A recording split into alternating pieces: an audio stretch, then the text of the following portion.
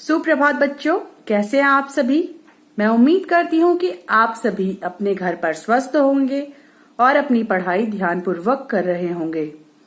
बच्चों, मैं आपकी संस्कृत विषय की अध्यापिका शुभ्रा पांडे आज संस्कृत कक्षा में आप सभी का स्वागत करती हूँ। बच्चों, आज हम पढ़ेंगे संस्कृत विषय से पाठ 1 वंदना। तो आइए बच्चों, हम अपने पाठ को शुरू करते हैं।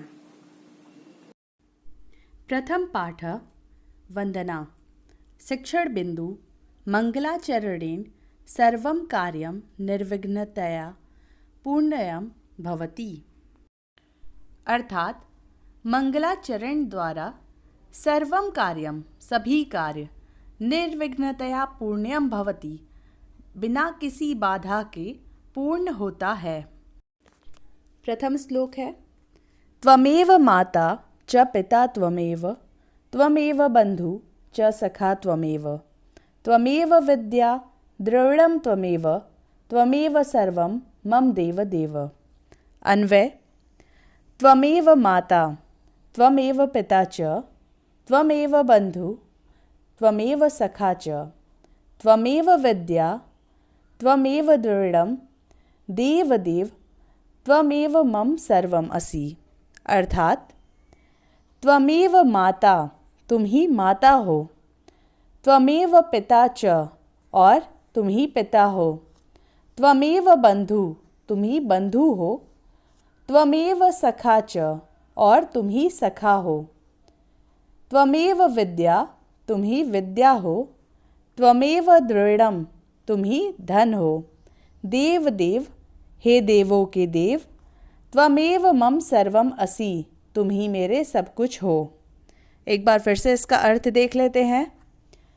तुम ही माता हो, तुम ही पिता हो, तुम ही बंधु हो और तुम ही सखा हो, तुम ही विद्या हो, तुम ही धन हो, हे देवों के देव, तुम ही मेरे सब कुछ हो।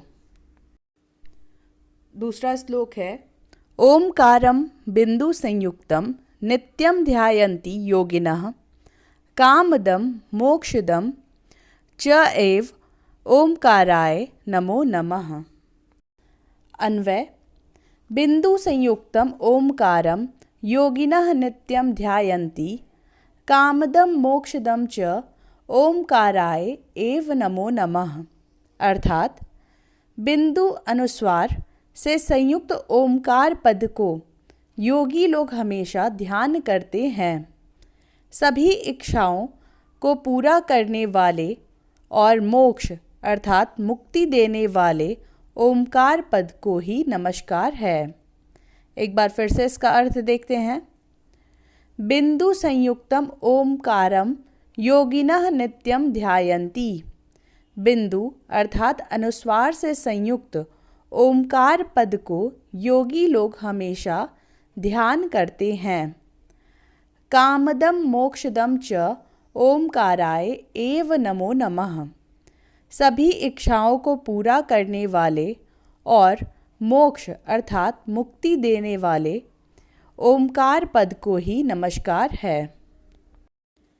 कराग्रे वसते लक्ष्मी करमध्ये सरस्वती करमूले स्थिता गौरी प्रभाते कर दर्शनम। अन्वय कराग्रे अर्थात कर अग्रे लक्ष्मी वसते, कर मध्य सरस्वती, कर मूले गौरी स्थिता प्रभाते कर दर्शनम।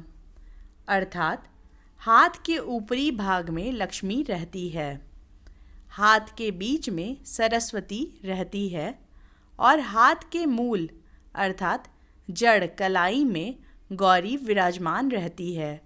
इसलिए प्रातःकाल सबसे पहले हाथों का दर्शन करना चाहिए। एक बार फिर से इसका अर्थ देख लेते हैं। कर आग्रे लक्ष्मी वसते, हाथ के ऊपरी भाग में लक्ष्मी रहती है।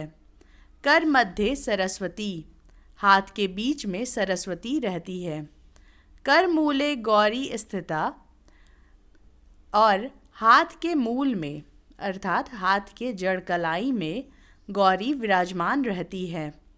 प्रभाते कर दर्शनम, इसलिए प्रातःकाल सबसे पहले हाथों का दर्शन करना चाहिए। अगला श्लोक है, गुरुर् ब्रह्मा गुरुर्विष्णु गुरुर्देवो महेश्वरः गुरुः साक्षात् परब्रह्म तस्मै श्री गुरुवे नमः। अन्वय, गुरुः ब्रह्मा गुरुः विष्णु गुरुः देवः महेश्वरः गुरुः साक्षात् परब्रह्म तस्मै श्री गुरुवे नमः।